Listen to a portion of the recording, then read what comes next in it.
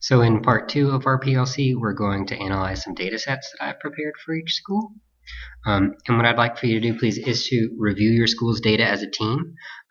Again, this works much better if you can actually sit in the same room together and look at the data points together. You need to make a plan for how you're going to review your auto referral data and how you're going to take that data to your eligibility team. You need to begin planning how you're going to share Duke tip information with students and parents. And then I want you to complete a data reflection. This is one of those things where in doing professional learning earlier in the year at J.J. Harris, I found the benefit of leaving things a little more open-ended with some of the work that I did there with Catherine.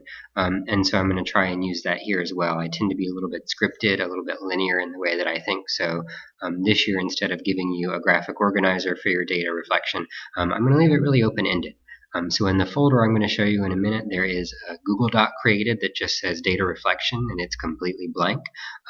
I would like for you to reflect on the way that you are looking at this data in whatever way is most meaningful for you, your school, and your students. The things that it does need to include are the name of the people who are present while you're doing your data reflection, the date that you've done it, and then some sort of reference to strengths, weaknesses, and or strategies that you have used or are going to use.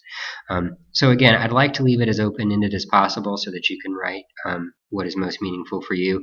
I do have to have documentation that we are looking at data, though, and that's where the reflection comes in for us. So earlier today I shared a folder with you that had a data set as well as that blank reflection document.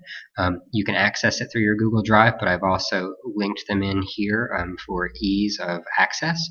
I'm going to come to the sample one here. Actually, let me go back for just a second. If I click, let's say, J.J. Harris, it's going to take me to a folder where it's got the reflection as well as the PLC data. You can click this button in the top right-hand corner that says Open in Drive if you want it to look a little more familiar instead of looking like this odd format that you get when you go to it through a link. So once you're in your folder, you're going to click your data sheet. And that should leave you with a data sheet that looks just like this. If you look across the bottom, I've provided CRCT data from the end of last year. The way that I have coded it is green is exceeding, yellow is meeting, and red is not meeting. I'll show you in just a few minutes how you might go and change that color coding if you'd like. The next tab over is your norm reference test data, and thanks to Clark Middle for the suggestion. I included last year's norm reference test data as well as this year's norm reference test data so that you can compare the two.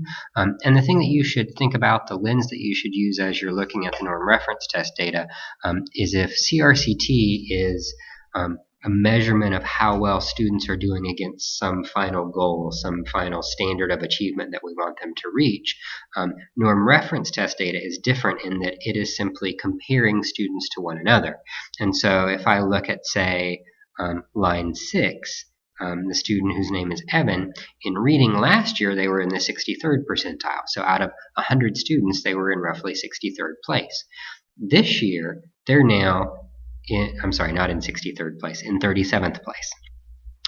This year, they're in the 70th percentile. So out of 100 students, they've moved up in that race to be in the 30th place.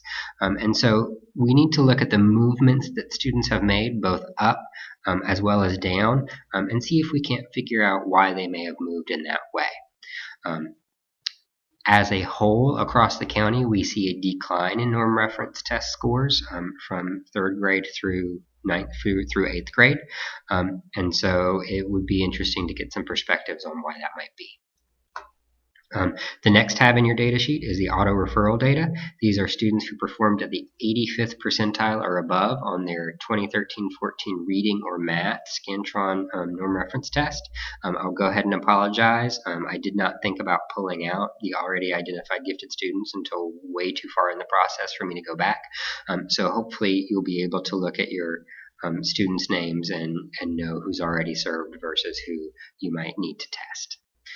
Again, students who perform at the 85th percentile are automatically referred. That does not necessarily mean that you need to automatically test them. You should take these students through the referral process and through the eligibility team. The fourth tab is Duke TIP program students who qualify based on this year's norm reference test, and those qualifying scores are a 95th percentile or above on the reading, math, or ELA portion of the Scantron Performance Series. You'll see the qualifying scores here highlighted in green. I've gone ahead and given that to you just so you can start making a plan for how you're going to communicate that qualification with students and parents. If you're at the middle school level, you have one more complete tab. Last year they changed Duke TIP qualifying processes to include a CRCT score. It is not like the NRT where each section has the same cutoff score. The cutoff scores vary based on the test. They haven't published those cutoff scores yet for elementary schools. As soon as they do, I will send instructions for how you can pull that data quickly and easily. If you're a middle school teacher, these have already been pulled for you, and you can see qualifying scores highlighted in green.